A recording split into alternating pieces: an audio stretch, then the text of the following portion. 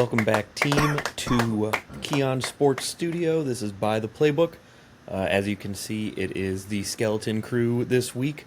Life has popped up, and the show must go on. But putting out a very protracted video this week. Just a quick rundown of things, along with our pick'ems and fantasy on ice. Thankfully, because the other two aren't here, I don't have to drink. My team got smoked, but that's neither here nor there. Starting off this week, we had the Browns. They browned real hard, gave up a rushing touchdown to the statue of a tight end, Mark Andrews, which gave the Ravens the win.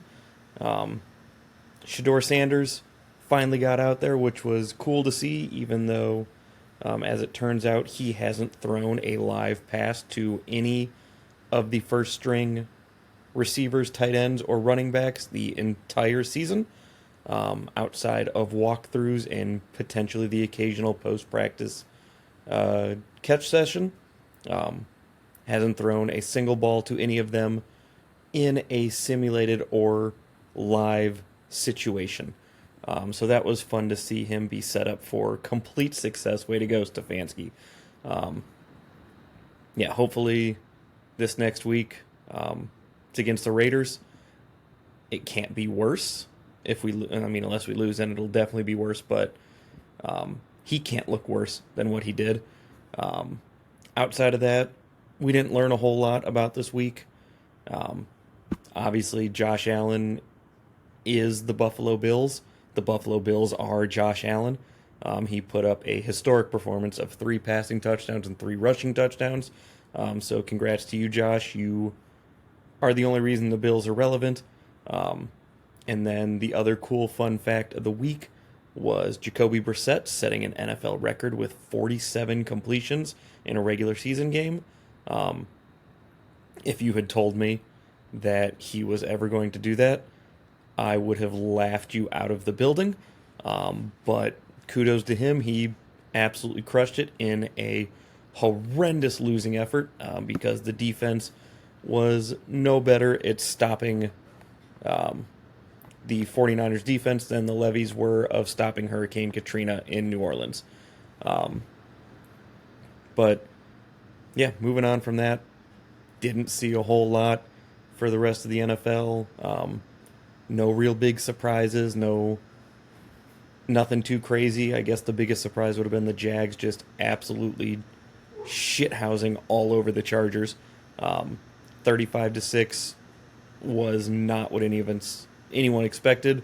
I'm pretty sure myself, Brandon, and Mike all picked the Chargers to win that pretty handily, and I don't know if they just didn't show up, if they had money on the game and were really hoping for the under, but regardless, they were not there. So I guess we're just gonna move right along here. Before we get into the fantasy on ice and the pick'ems, gotta shout out our boy Jim McConville over at Helene Kia. Jim is best salesman they have in the building. He has definitely helped out Brandon in getting his cars, done a lot for plenty of other people, but from firsthand experience, Jim is the man to go to if you're looking for a new car. So hit him up at Helene Kia on Lorraine Road at 27932, and I'm sure he will get you in a very nice Kia. I myself drive one, so can't really shit on them at all. For a reasonable price, so hit up Jim, he'll help you out. But moving into our fantasy on ice, it was a bad week for Team Patrick, scoring a lowly 88 points. My team decided to not show up. I also started the game without Tyler Warren, so I was already down a player, but nobody else really decided that they wanted to play. Mike, his team finally showed up for a week, 124 points, led by a strong outing from Travis Kelce, his latest pickup, who he did not seem happy about getting, but got him anyway. And then obviously Bijan Robinson scoring 28 points. Could have probably been 40, but they decided to feed the alligator in the second half. And then, unsurprisingly to anybody who's listened this year, Brandon's team absolutely shit on everybody. Even with his quarterback and Justin Herbert only scoring 4 points, he had McCaffrey score 30 plus. He had Tet McMillan score almost 30. George Pickens and Trey McBride scoring 24 apiece. Not even fun at this moment. But yeah, so moving into this week, we are going to share the screen here so that we can do the wheels. Me losing, I get to spin the wheel first, and we are for sure throwing back Mr. TJ Hawkinson. He has been absolute trash. I would throw back A-Chain. He is on bye, but I can't really risk giving that up. There we go. So we got the flex wheel up here and ready to go. Saying click to spin. It's not letting me spin. There we go.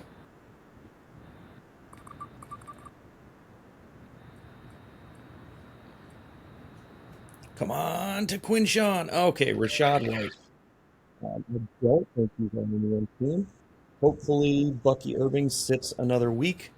If not, that's going to suck.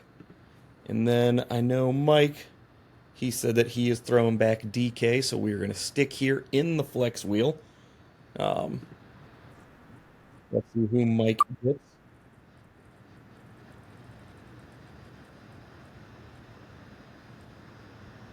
I believe Rome Odunze, he is definitely not in anyone's team. And then Brandon, I know, is throwing back his quarterback. So we will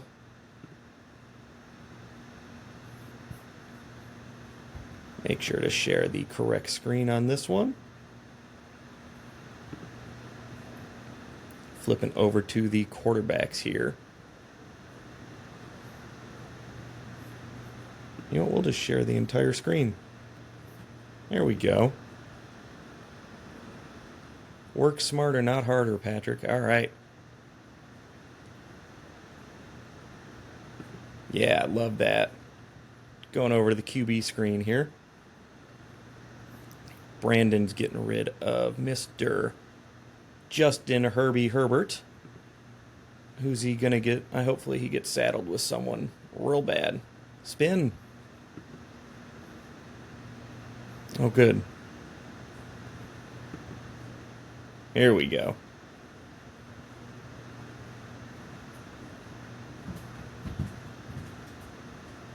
Oh, come on. Bryce Young. Oh, okay, Brock Purdy, so not too bad. And then I don't think Mike is sending anyone back in, so we are sticking with Brandon.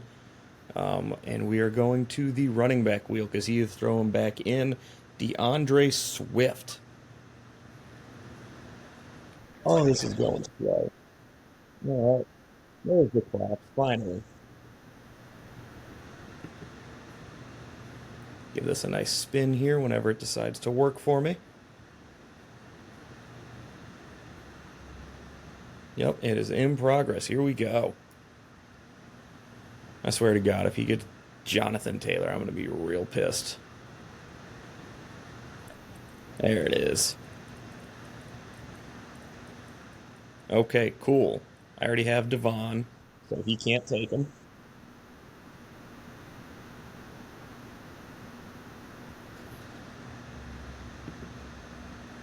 Close that up and spin again. Who are we going to get?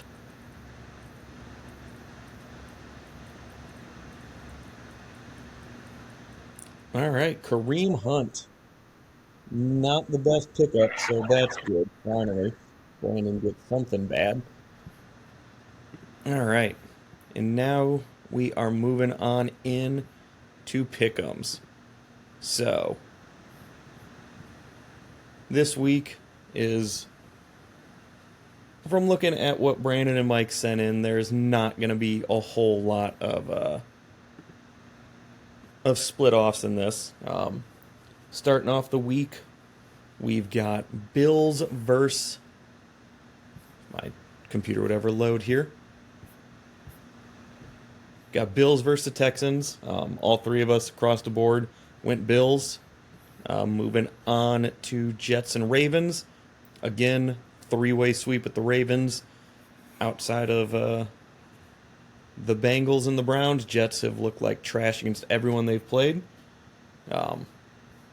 Moving on to Steelers-Bears. Surprisingly enough, all three of us are taking the Bears, even though the Steelers did just shit all over the Bengals. Granted, the Bengals were not looking hot, but still. Next up is the Patriots and Bengals. Speaking of, all three of us taking the Pats. The Bengals are going to be without Jamar Chase. It's going to be a bad game to be a Bengals fan. Next up, we have the Giants and Lions. Unsurprisingly enough, all three of us went the Lions as well. Again, not a whole lot to say. Giants suck. Lions are better than what they showed last week against the Eagles. The next 1 o'clock game that we had was the Vikings at Packers.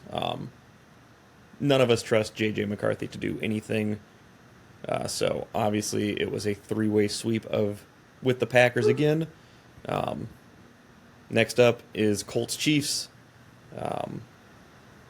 I really wanted to take the Chiefs here, just because it is the Chiefs, but again, the Colts have looked just too good, coming off a bye week, so they've got a little bit of rest coming in, and I don't see the Chiefs containing Jonathan Taylor, who is the engine of that team.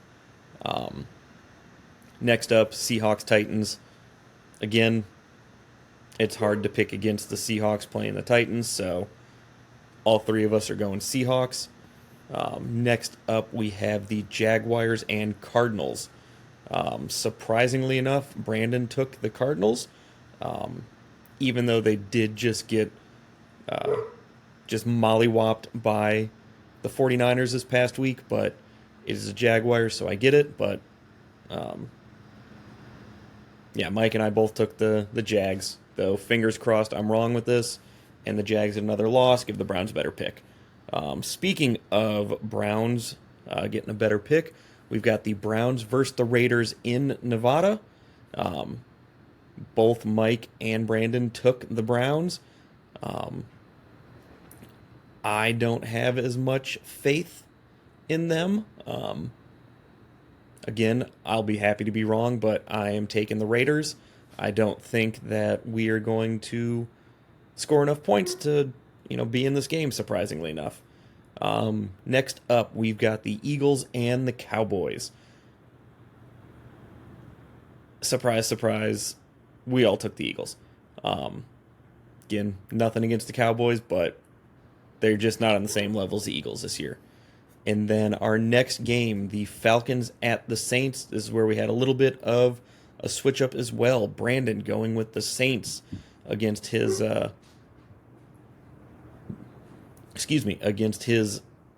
first love, the Falcons. Don't know what he's thinking, but whatever. We'll take the game back on him, hopefully. Next, our Sunday night game, the Buccaneers at the Rams. As much as I wanted to take the Bucs as a, revenge game from last week against the Bills, it's a three-way sweep with the Rams again. Again, no real reason outside the Rams are just a good team. And then finally, our Monday night game. This is going to be a barn burner of the Panthers at the 49ers. The Panthers are the most, I don't want to say overrated because nobody thinks they're good, but the highest achieving 6-5 team I've ever seen. 49ers, all three of us picked them again. Just don't see a whole lot from the Panthers this week. I say their chances are about as high as the booster seat that Dylan Gabriel needs to sit at any table in any restaurant. Um, yeah, like I said, that is a very short week this week. Kind of hard to do a long form podcast with just one person. So, on behalf of Keon Sports and by the Playbook, this has been Patrick Walls with the spirit of Brandon Soderpenner and Michael Turnovan. We're going to be taking next week off due to Thanksgiving. We might have something similar to this, but who knows? We'll see. Yeah, y'all have a great week, and we will see you soon. Bye.